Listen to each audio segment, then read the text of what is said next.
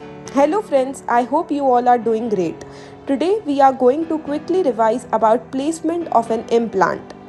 First, a small hole is drilled into the jawbone to create a guide for the implant using a pilot drill.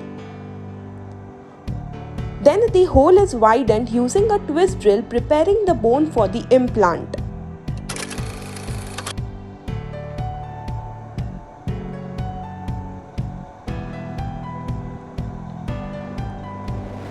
Once the hole is widened, we will do the implant placement. Usually a titanium screw is carefully inserted in the prepared hole in jawbone.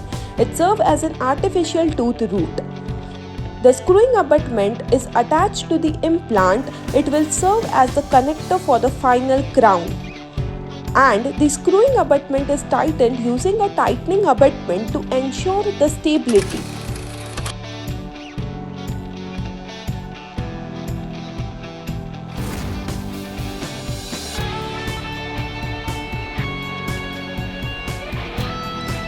After that, we will do the crown placement.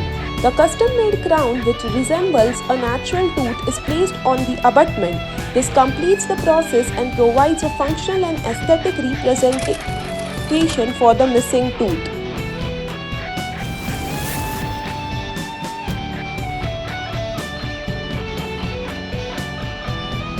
Each and every step is very crucial for the success of dental implant, and it is very important to follow the post-operative care for proper healing and long-term success. Thank you. I hope you liked the video. Do like, share and subscribe. Subscribe.